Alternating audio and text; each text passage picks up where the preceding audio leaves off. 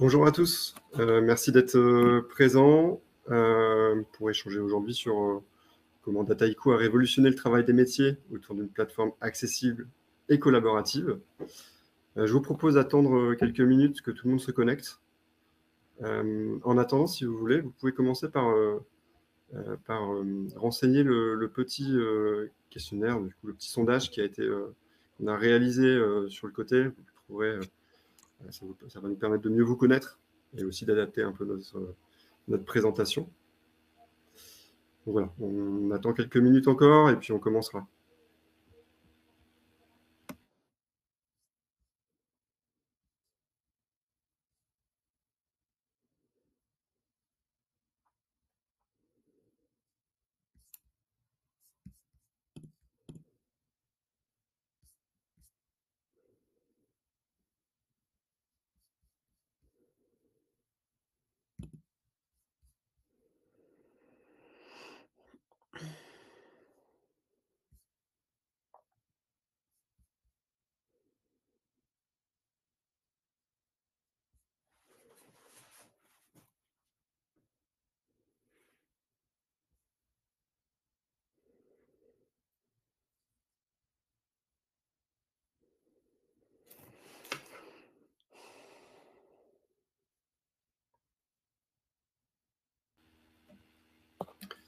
Bonjour à ceux qui viennent de se connecter.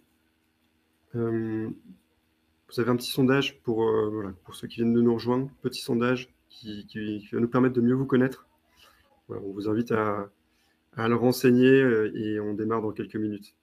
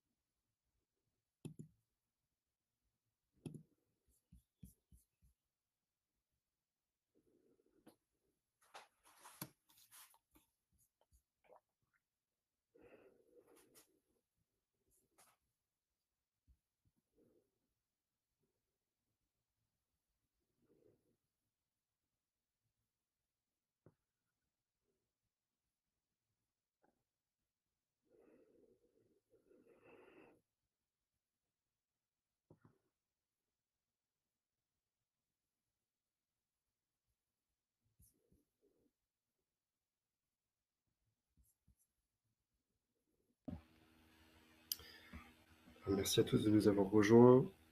Pour rappel, pour les nouvelles personnes qui viennent de se connecter, vous avez un petit sondage pour mieux vous connaître. On va démarrer dans quelques minutes. On attend tout le monde se connecte, mais voilà, on va pouvoir ensuite rapidement démarrer.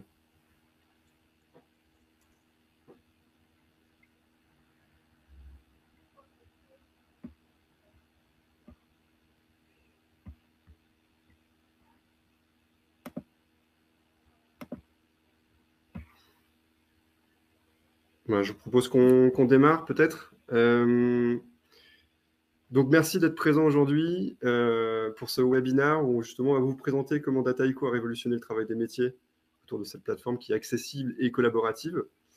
Alors pour ce webinaire, je suis très heureux de pouvoir le co-animer avec Anne-France. Bonjour Anne-France.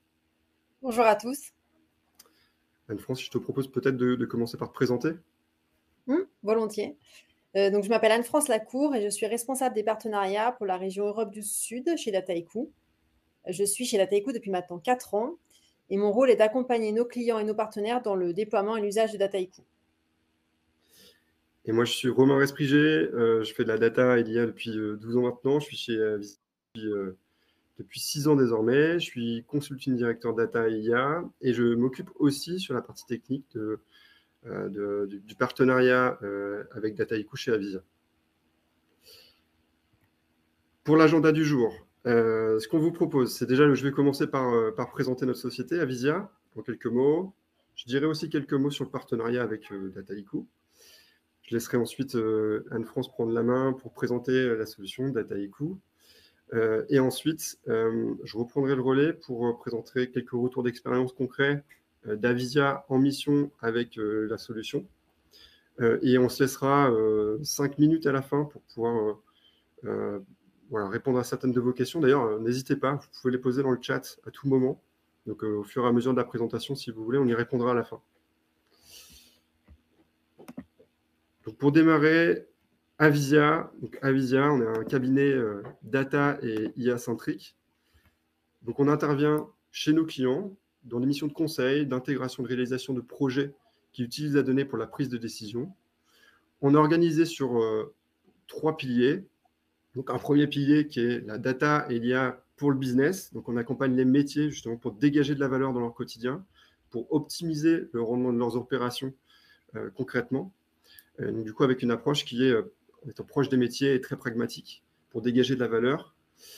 On a un deuxième pilier qui est la data et l'IA for tech, où là, on va justement mettre en place des solutions data et IA qui sont robustes, scalables et efficientes dans l'environnement de nos clients.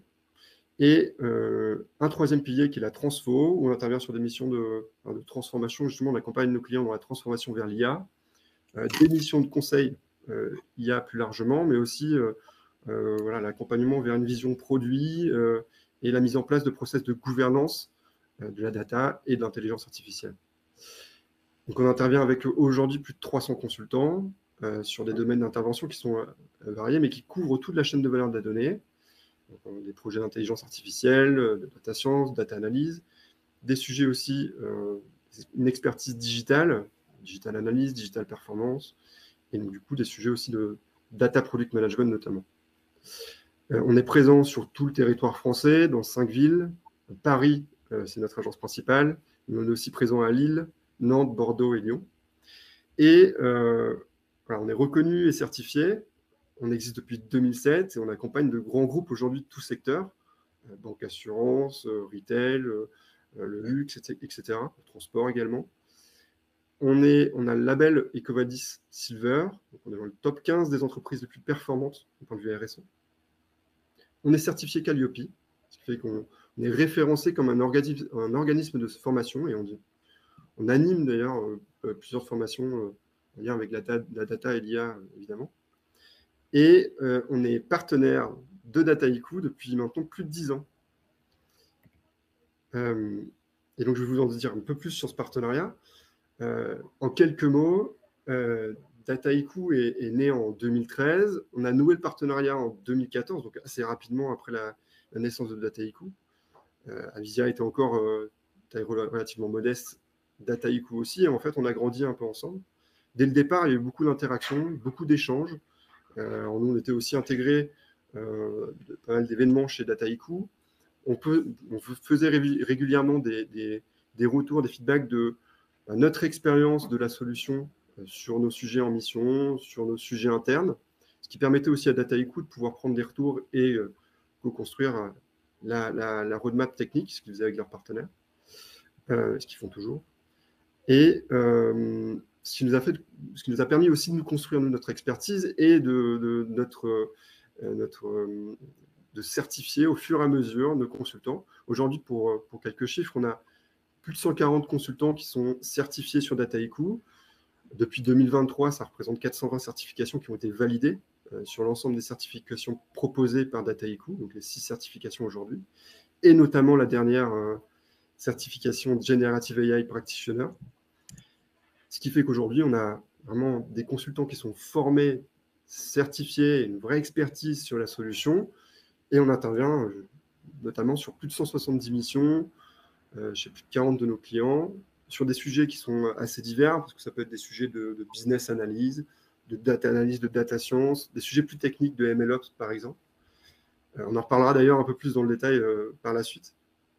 Et multisectoriel, on intervient avec Dataiku dans le transport, le retail, le luxe, etc. Ça, c'est pour la partie mission, mais voilà, je vous ai dit plus tôt qu'on était organisme de formation aussi, donc on intervient sur la partie formation en externe chez nos clients pour former alors, des utilisateurs qui peuvent être assez différents, des utilisateurs techniques qui veulent justement se perfectionner ou poursuivre leur montée en compétences, ou métiers, justement, qui veulent avoir justement une première overview, vue globale sur l'outil et comment ils peuvent l'utiliser dans leur quotidien. Je laisse la main à Anne-France pour la présentation de Dataiku. Merci Romain. Alors comme je vous ai dit en introduction, moi je suis arrivée chez Dataiku il y a 4 ans. Mais avant d'arriver chez eux, j'étais directrice des opérations dans une filiale d'Orange Business.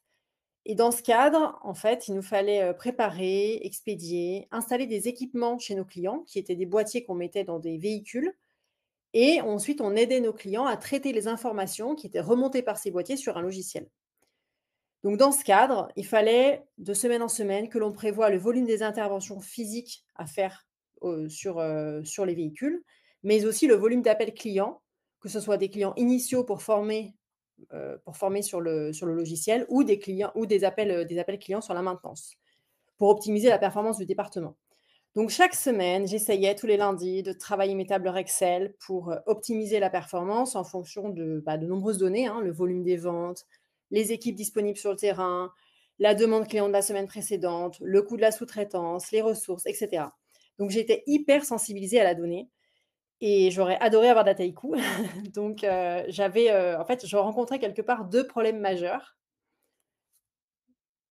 Premièrement, ce que je voulais, c'était être autonome. Enfin, j'aurais voulu, en fait, être autonome pour lancer des initiatives avec nos données.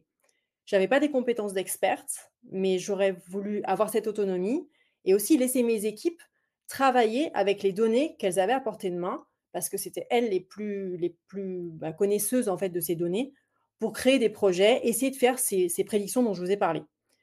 Et je ne voulais pas dépendre d'une ressource centralisée de mon entreprise, qui m'aurait sans doute ralenti, mais je voulais quand même rester dans un cadre informatique qui respectait les guidelines de mon entreprise. Quelque part, je voulais un peu un self-service, donc pouvoir choisir les plats que j'allais manger à midi, mais tout en restant dans un cadre informatique, pardon, tout en souhaitant que le chef cuisinier, quelque part, il garde le contrôle, sur ce que je mange. Donc je voulais du self-service analytics. Et mon deuxième challenge, c'est que je voulais aussi conserver de la visibilité sur les projets. Donc j'aurais voulu que mes équipes puissent travailler elles-mêmes, ces projets, ces données, mais vérifier que la donnée utilisée soit correcte, malgré des formats et des sources qui étaient très, très différentes. Et puis, vérifier que, typiquement, ils respectaient le cadre RGPD, par exemple. Donc, c'était vraiment ces 2 challenges que j'avais. Je voulais un self-service analytics, mais avec de la gouvernance. Mais à l'époque, je n'avais pas Dataiku. Donc, comme j'ai été assez sensibilisée à ces problématiques, j'ai rejoint Dataiku quelques temps après. Et Dataiku, répond en fait à ces besoins. En quelques faits et chiffres, c'est un seul produit, donc une plateforme qui systématise l'usage de la donnée dans un cadre de confiance pour permettre au métier d'avoir des résultats opérationnels impactants. Notre motto, c'est Everyday AI Extraordinary People et il dit bien en fait ce qu'est notre vision, puisqu'on veut rendre les métiers autonomes dans l'exploitation de leurs données et pour qu'ils puissent avoir des résultats opérationnels impactants. On est maintenant une entreprise donc de 1200 personnes. Romain l'a dit, on a été fondé en 2013, mais on a plus de 10 ans maintenant. On a une très forte empreinte à Paris puisqu'on a quasiment 300 ingénieurs tech qui sont basés à Paris, donc quasiment toute notre R&D. Et on a une croissance très forte. Alors, on a eu 50%, là maintenant on est plutôt sur un taux de 30%, mais ça témoigne aussi de l'appétence qu'ont les clients pour Dataiku. Et on aime à citer 2 KPI qui sont importants pour nous. Bon, la valorisation qui est d'à peu près 4 milliards et surtout un taux de rétention client qui est très important, qui est quasiment de 95%.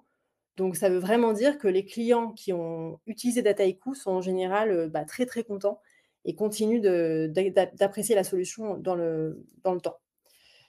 D'un point de vue, client, on a aujourd'hui plus de 600 clients dans le monde, toutes industries confondues, donc on n'est vraiment pas une solution qui est verticalisée. On a quand même un certain nombre de grands clients, puisque vous voyez qu'on a quasiment, presque 200 clients qui font partie du Forbes 2000. Donc ça veut dire des groupes qui sont de taille quand même importante, avec une maturité data, assez forte. Ils se sont rendus compte en fait que l'exploitation des données était vraiment, vraiment, cruciale, aujourd'hui. Et vous voyez sur la slide quelques logos, qu'on connaît ici en Europe du Sud, et qui font partie de nos clients, donc Engie, Orange, Aviva, Michelin, BNP, pour n'en citer que quelques-uns. Moi, si je devais vous citer 2 exemples concrets que je connais bien, j'aime bien citer le cas d'Engie, qui avait, de nombreux utilisateurs éparpillés dans le monde, qui avaient besoin de récupérer manuellement des données via diverses applications pour travailler simplement au quotidien. Juste accéder à ces données de consommation d'énergie, de données de marché, d'informations météo, pour simplement, travailler, des besoins de pricing, gérer des risques, faire des reporting. Mais cet accès aux données était très limité parce que, un, le volume était hyper, hyper important. Il y avait des problèmes de sécurité pour accéder à ces données qui étaient très disparates et donc des problèmes très forts de sécu et elles étaient, éparpillées dans des outils extrêmement segmentés. Donc en fait, Dataiku ici leur a simplement entre guillemets «permis» d'accéder beaucoup plus facilement à ces données, dans un cadre qui est contrôlé par l'équipe centrale d'Engie et les métiers peuvent désormais exploiter ces données au quotidien. Deuxième cas que j'aime bien citer, c'est Orange, qui avait besoin de prévoir les appels clients, notamment pour les entreprises, sous-traitantes qui traitent, les appels de maintenance. Auparavant, ils mettaient des mois et des mois à faire des projets de machine learning, pour ces besoins et grâce à Dataiku, ils mettent maintenant à peine un mois. Donc c'est vraiment un gain de temps, considérable. Donc quand on parle de ROI, voilà, vous le voyez aujourd'hui, parmi tous nos clients, la plupart ont des ROI qui sont vraiment exceptionnels. 50 de temps gagné chez Aviva, 340 K dollars d'économie annuelle pour Standard Chartered. Je vous l'ai dit, mais voilà, uniquement un mois pour créer tout un système de machine learning chez Orange. Donc, vraiment des ROI très, très importants. Aviva, par exemple, donc c'est un assureur qui est très présent au Royaume-Uni et au Canada, avait des process extrêmement automatisés dans lesquels rentrent en fait tous les dossiers clients qui sont prospects en fait pour Aviva et ces process sont très lourds, sont très, complexes et souvent il y a des blocages et les équipes d'audit d'Aviva passaient beaucoup de temps chaque semaine à aller vérifier que les dossiers n'étaient pas coincés à certaines étapes de ces procédures et grâce à Dataiku, ils ont fait un projet qui permet de faire ce process mining de façon automatique. Donc, ils ont gagné 50 de temps chaque semaine. Donc, pour des équipes opérationnelles, on peut voir l'impact que ça a. Ça leur a permis de travailler sur des choses bien plus intéressantes. Dataiku a été choisi par Gartner plusieurs années de suite comme un leader, notamment sur l'axe qu'on appelle Completeness of Vision. Donc, vous voyez qu'on est à côté de grands acteurs comme Microsoft, Google, Databricks, AWS. Donc, c'est une grande fierté pour nous parce qu'on ne fait quand même pas leur taille. Et l'axe Completeness of Vision, il vient témoigner de 3 choses clés chez Dataiku qui sont très importantes pour nos clients. Il vient d'abord témoigner du fait que nos équipes sont capables de faire évoluer le produit en fonction du marché, non seulement d'aujourd'hui, mais de demain. Ça témoigne de notre capacité à être prospectif sur ce dont vous aurez besoin, vous, les clients, sur le secteur data et IA demain, parce qu'on voit que ça bouge très vite. Les LLM, il y a 2 ans, on n'en parlait pas. Là, en l'espace de 1 an, ça devient le sujet dont tout le monde a besoin. Et donc, on a mis en place une fonctionnalité qui répond à ce besoin. Ça témoigne aussi d'une expérience client qui est exemplaire dans le temps. Et ça témoigne enfin de la solidité de l'entreprise, que ce soit sur la structure organisationnelle, notre capacité à innover, notre solidité quelque part. Donc c'est un peu le guide Michelin de l'IT, le Gartner. Dataiku a été conçu pour résoudre vos problématiques. Vous l'aurez compris, je pense, que vous soyez débutant ou expert, l'outil est vraiment conçu pour tous. Donc l'idée, c'est évidemment que les métiers puissent exploiter leurs données, mais si jamais le projet devenait plus complexe et nécessitait l'intégration de compétences centrales qui auraient, elles, des compétences de code sur ce projet, c'est complètement possible puisqu'on a l'outil permet aux utilisateurs de collaborer entre eux. C'est un outil qui a vocation à centraliser tous les projets et à accompagner l'utilisateur au fil du projet Data IA. Donc, depuis l'accès aux données, à l'exploration, jusque la création de web apps ou de GenAI apps, en passant par le pipelining, la préparation de données, la visualisation des analyses statistiques, de l'auto-ML et du déploiement de ML, l'outil a vraiment vocation à accompagner l'utilisateur tout au fil de ce voyage. Et enfin, l'outil est centralisé, je vous l'ai dit, et permet de conserver une gouvernance sur tous les projets data IA en permettant d'avoir une vision unifiée de tous ces projets, mais aussi de ce à quoi ils se connectent. Quel data catalogue, quel moteur de compute on va utiliser, qui accède à quoi et quel projet est lancé en production quand, par exemple. Donc, ça va permettre de répondre très facilement à des questions telles que, il y a 6 mois, quel était l'état de mon système, qui a approuvé le déploiement. Donc, c'est particulièrement utile en cas d'audit par les autorités réglementaires. Si vous deviez retenir 4 choses autour de Dataiku qui font vraiment notre positionnement unique sur le marché, je dirais, c'est le fait que les collaborateurs ou les utilisateurs peuvent exploiter Dataiku quelles que soient leurs compétences, qu'ils soient codeurs ou cliqueurs, au travers de toutes les fonctions, que l'outil va permettre d'accéder aux données quelles qu'elles soient sur l'ordinateur de l'utilisateur, dans un cloud AWS, on-prem, dans un autre cloud Microsoft, parce que maintenant on a de plus en plus d'environnements qui sont multi-cloud avec du on-prem également, en exploitant tous les différents moteurs de calcul qui existent, dans un cadre qui est gouverné, donc qui va permettre de suivre toutes les étapes de cycle de vie du projet, qui va couvrir de la préparation de données jusqu'à la modélisation et les opérations, et en permettant de conserver une flexibilité technologique.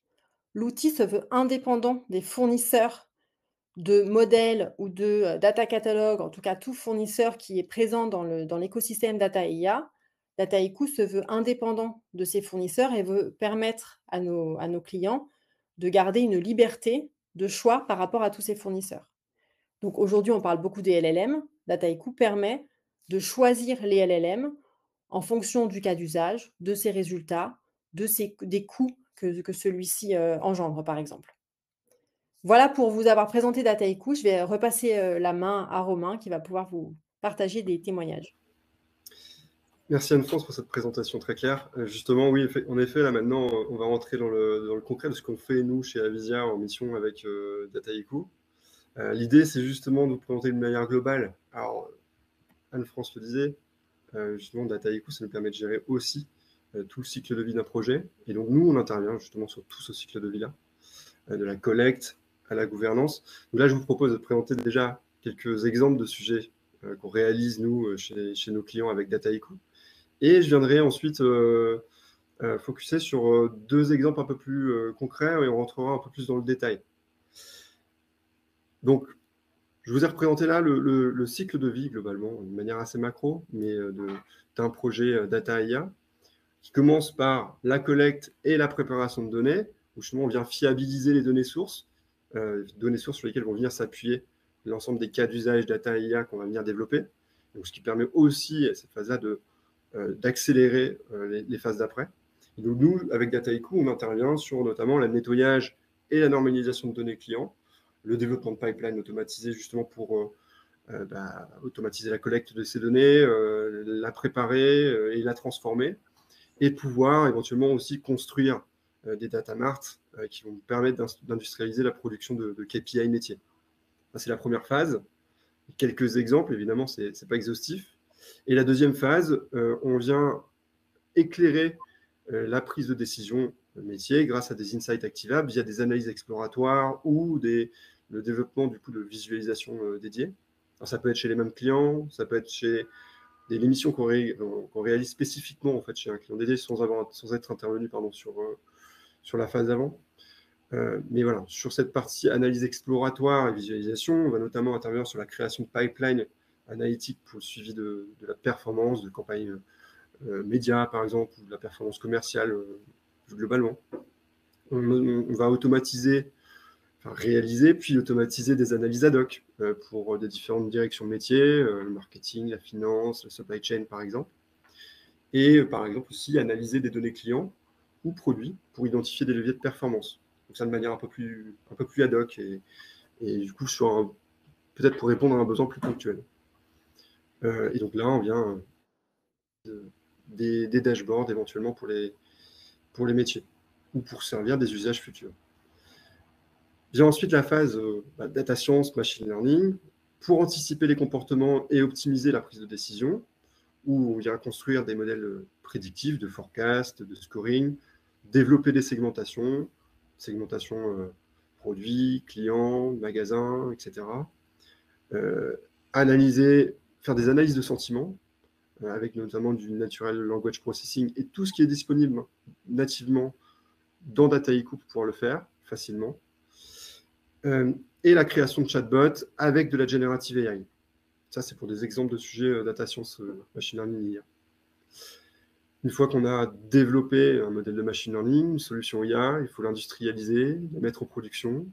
Et donc, on intervient aussi sur cette phase de déploiement, la partie MLOps, donc, déployer en production des modèles développés, assurer le suivi, faire en sorte de les monitorer, de savoir quand il y a une dégradation de la performance pour éventuellement émettre des alertes ou faire en sorte qu'il y ait un réentraînement automatique pour assurer du coup un niveau de performance qui soit satisfaisant. Donc du coup, on vient automatiser des tests, réaliser des tests, automatiser le monitoring, assurer vraiment ce déploiement en production sur des instances dédiées. Et la dernière phase, c'est la gouvernance, le data management, de pouvoir assurer la qualité, la traçabilité et la documentation des données. Donc on vient structurer, par exemple, la gouvernance des datasets dans Dataiku, mettre en place des bonnes pratiques dans la solution, de pouvoir faciliter la collaboration sur les différents projets, pouvoir mettre en place aussi des contrôles automatiques de qualité de données via la création de flux dans Dataiku. Donc voilà, ça c'est des exemples concrets et ça vous montre un peu à quel point la solution à chacune des étapes, Dataiku va nous être utile. Et voilà, ça c'est réellement des exemples concrets de ce qu'on peut faire en mission. Donc là, je vais vous proposer de nous concentrer et d'aller plus dans le détail sur deux retours d'expérience particuliers. Un premier data science et ensuite un qui paraît un peu plus technique parce que c'est un retour d'expérience de monitoring de modèles de machine learning en production, mais où pour le coup, la relation avec les métiers a été très importante et Dataiku a aussi beaucoup facilité cet échange. Le premier retour d'expérience, on a intervenu chez un acteur de la grande distribution qui souhaitait valoriser les coupons promotionnels qu'il avait négociés avec ses fournisseurs. L'objectif ici, c'était de pouvoir adresser des offres promotionnelles à ses clients sur un canal de communication, leur canal de communication préférentiel. Ça pourrait être le courrier, l'email, le SMS directement dans l'application. Et donc, on a mis en place un moteur de promotion personnalisé de manière à pouvoir attribuer les bonnes offres, donc les offres les plus pertinentes à chaque client en fonction de leur profil, en fonction de leur comportement d'achat, de leur historique justement d'achat. De pouvoir respecter aussi les contraintes budgétaires associées à chaque promotion. Sur chaque promotion, on a un budget à respecter pour une campagne donnée. Et de pouvoir aussi diversifier les offres pour maximiser l'activation. On ne va pas cibler systématiquement les clients sur les mêmes offres. Justement, l'idée, c'est de pouvoir mixer un maximum ces offres et pour une campagne donnée, d'avoir une allocation d'offres qui maximise l'activation. Et donc, nous, on a intervenu avec des profils data scientists et analystes et on a travaillé sur ce projet-là avec des métiers directement dans les équipes clients, chefs de projet CRM notamment et les chargés de promotion. En termes d'environnement technique, Dataiku évidemment, Snowflake pour le stockage des données et le processing des données, Tableau pour une partie de la visualisation et Adobe Campaign notamment. Alors ça, c'est un exemple. Et il y avait d'autres routeurs, mais pour le routage de certaines campagnes, sur l'email notamment. En termes pour rentrer encore plus concrètement dans ce qu'on a fait et ce qu'on a fait avec Dataiku, je vais vous partager un peu les différentes phases du projet. Première phase, on a créé des scores d'appétence aux canaux de communication. Donc, je vous disais plus tôt, l'idée, c'est de pouvoir savoir sur quel canal on va contacter notre client. Est-ce que c'est le SMS? Est-ce que c'est l'email, etc. Et donc, ça a été aussi facilité avec la fonctionnalité AutoML disponible dans Dataiku, qui nous permet, du coup, à partir dans un projet dédié, une fois qu'on a construit, du coup, notre base de données avec l'ensemble des variables qui nous semblent pertinentes à intégrer dans notre modèle, on vient justement, on utilise cette fonctionnalité AutoML qui va nous aider en amont à pouvoir sélectionner nos échantillons d'apprentissage, de tests, de validation, de sélectionner notre bonne métrique de performance, de pouvoir également faire tout notre feature engineering, de sélectionner aussi des modèles que l'on souhaite entraîner, et de pouvoir justement entraîner plusieurs modèles en parallèle pour évaluer du coup la pertinence de chacun. Alors, pertinence et performance d'ailleurs. Parce que en aval, justement, une fois ces modèles entraînés, on va pouvoir analyser pour chacun d'entre eux quels sont les modèles les plus performants selon les critères de performance que j'ai définis en amont, et d'autres critères qui seront disponibles aussi, et de pouvoir également avoir une couche d'interprétabilité des modèles qui vont nous permettre de comprendre comment ils fonctionnent. L'idée, c'est d'éviter l'effet boîte noire, pardon. Donc justement, de pouvoir aussi à cette phase-là, pouvoir échanger avec les métiers pour leur dire, voilà, j'ai développé ce modèle-là et ce modèle-là. Les deux ont une performance qui est relativement équivalente. L'un fonctionne comme ça, l'autre fonctionne plutôt comme ça. Et donc justement, pour pouvoir aussi embarquer dès cette phase de développement le métier et co-construire avec eux. Deuxième phase, on a ces scores d'appétence qui ont été créés. On a réalisé une base avec un ensemble de critères et créé une web application pour que le CRM, dans cette web application, puisse réaliser le ciblage sur la campagne donnée. Donc, il va se baser sur un ensemble de critères sociodémographiques, comportementaux, des segmentations déjà créées par le passé, des scores, etc. Il réalise son ciblage en fonction de la volumétrie souhaitée et le chargé de promotion, en parallèle, envoie le fichier avec les offres promotionnelles et le budget associé. Une fois réalisé, on a l'information via un reporter qu'on a mis en place aussi via Dataiku, et cette web app est aussi mise en place via Dataiku, que le métier a réalisé son ciblage et envoyé le fichier promotionnel. Ça envoie un message à l'équipe data qui peut prendre le relais. Et donc à cette phase-là, on récupère ces informations-là et on va calculer, donc c'est la troisième étape, un score d'utilisation des coupons pour pouvoir allouer via un algorithme d'optimisation sous contrainte et des règles métiers ces offres aux clients. Ce qui fait qu'à l'issue de cette étape, on a les clients qu'on souhaite contacter, les offres qu'on souhaite leur pousser, et on sait comment on va les contacter parce qu'on a les scores d'appétence aux canaux de communication. Et donc, du coup, on peut générer dans Dataiku toujours, on est toujours dans Dataiku, les fichiers de ciblage et les envoyer directement au routeur. Phase qui est aussi facilitée parce qu'on a un ensemble de connecteurs et plugins disponibles dans Dataiku qui nous permettent justement de pouvoir communiquer et envoyer de la donnée ou récupérer de la donnée avec des outils tiers. Et donc, du coup, typiquement, pouvoir avoir un connecteur Adobe Campaign pour envoyer des données. Dernière phase, c'est la cinquième, mais en réalité, c'est une phase qui c'est un peu plus tard, qu'on réalise un peu plus tard, c'est le monitoring et le suivi de la performance, qui est réalisé ici par un data analyst, qui n'a pas forcément intervenu sur le projet dès le départ, et qui va monitorer la performance du coup, des actions qui ont été menées, de la campagne qui a été réalisée, qui a connaissance de tout ce qui a été fait avant, parce que justement, il a accès à Dataiku et à tout ce qui a été développé, et qui va aussi dans l'environnement Dataiku pour pouvoir réaliser ce suivi via le développement notamment d'un flow automatisé. Et donc, concrètement, ce projet-là, c'est 1 million d'euros de CA additionnel par mois. C'est vraiment un projet, une belle réussite.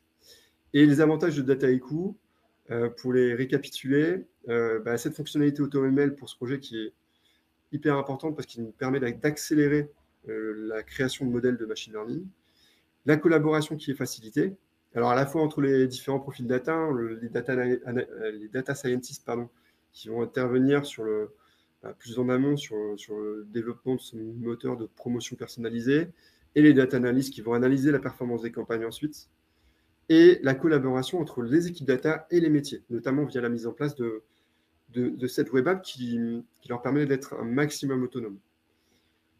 Et justement, on leur laisse l'autonomie, mais on met aussi en place des alertes qui nous permettent de savoir quand eux ont réalisé leurs actions. Et donc justement, le CRM a réalisé son ciblage, l'équipe data récupère l'information, donc on garde la visibilité. Et dernier point, justement, c'est connecteurs qui permettent de plus facilement récupérer ou partager de la donnée aux outils tiers.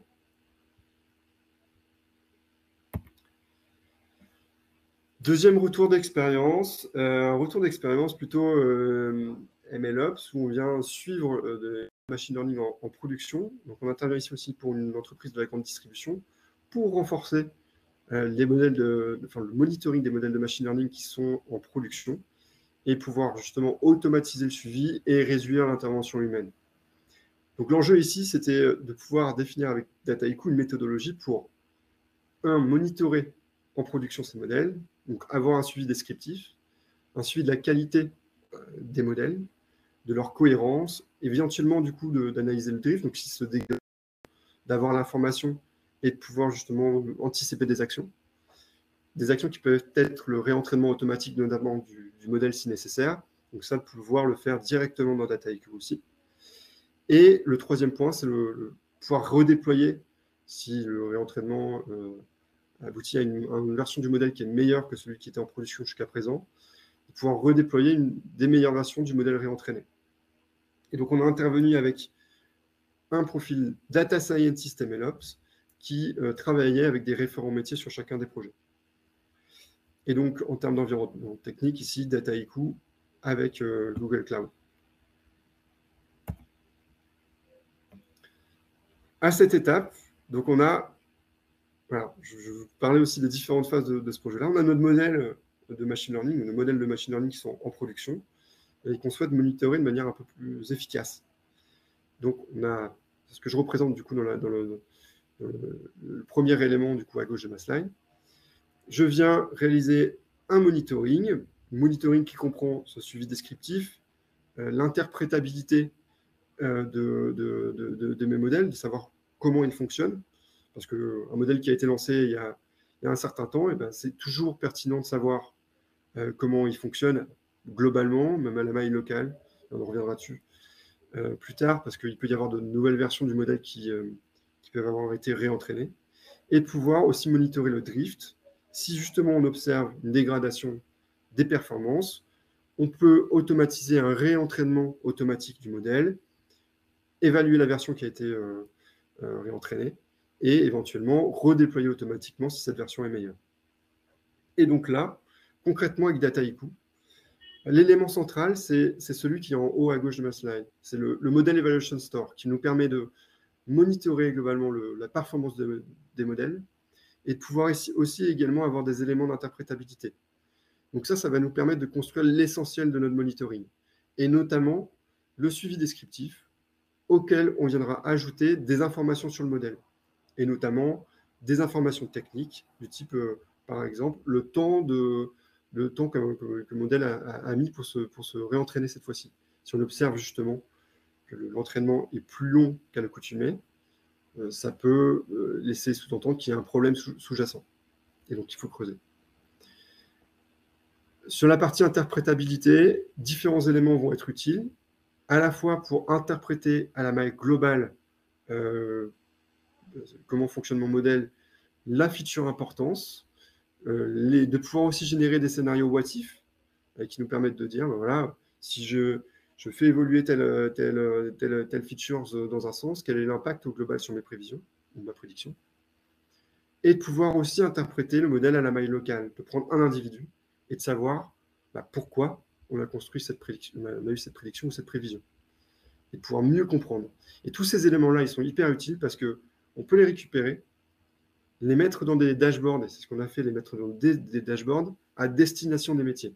Et donc, du coup, chacun des référents métiers sur les projets peut voir à n'importe quel moment l'état des modèles en production et savoir comment ils fonctionnent. Donc, s'il y a eu des nouveaux modèles qui ont été réentraînés, je sais comment évoluer ma feature importance et je sais expliquer pourquoi, pour tel individu, j'ai telle prévision, par exemple. Parce que justement, j'ai l'ensemble de ces éléments qui me permettent de faire cette simulation. Et donc, on moniteur aussi le drift, notamment en mettant en place des métriques, alors les métriques de performance qui sont assez classiques, en fonction du modèle de machine learning qu'on vient développer, et on a des métriques qu'on souhaite suivre. Ça peut être par exemple l'AUC, où l'AUC, on peut dire, voilà, si j'observe une dégradation de mon AUC de 2%, j'estime qu'il y a une dégradation trop importante de mon modèle, et donc je vais mettre en place des alertes pour éventuellement entraîner un réentraînement du modèle en production. Et donc voilà, tout ça, c'est monitorer avec des scénarios, le réentraînement également, l'évaluation de la nouvelle version du modèle réentraîné également, et tout ce qui s'ensuit, à savoir éventuellement le redéploiement automatique si le modèle de machine learning est meilleur, la nouvelle version est meilleure.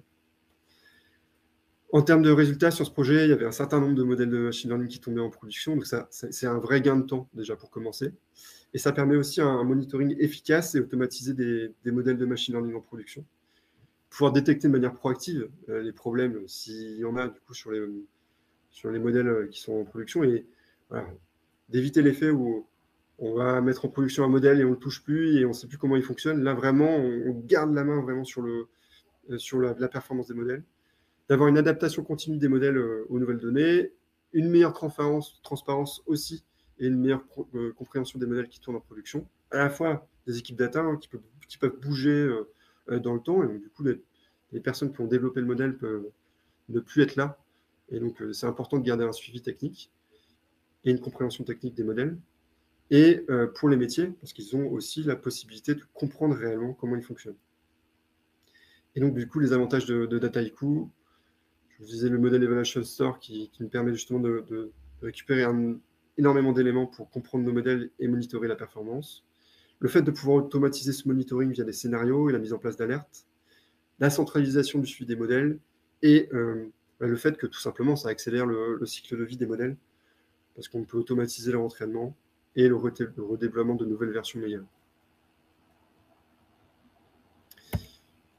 Donc voilà pour ce deuxième retour d'expérience. Donc deux retours d'expérience assez différents, mais pour le coup, on a eu à chaque fois une expertise technique de nos consultants chez Avisia et on a travaillé, nous, avec des référents métiers main dans la main, justement pour faire en sorte que ce qu'on avait développé soit utilisé, compréhensible, etc. Et Dataiku a facilité justement ce travail-là. Il nous reste quelques minutes pour quelques questions. D'après les sondages, on voit que vous êtes quasiment la moitié là, des interlocuteurs à être du monde purement data. N'hésitez pas à nous dire les principaux freins que vous rencontrez aujourd'hui dans l'exploitation de ces données. Est-ce que ce qu'on vous a présenté avec Romain fait du sens dans votre quotidien ou chez vos équipes?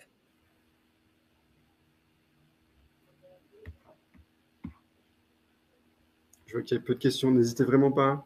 Vous pouvez les poser dans le chat à côté.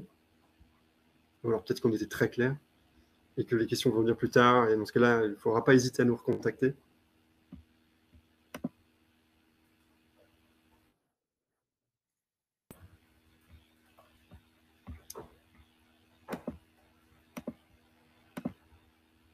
En tout cas, on vous remercie pour votre présence aujourd'hui.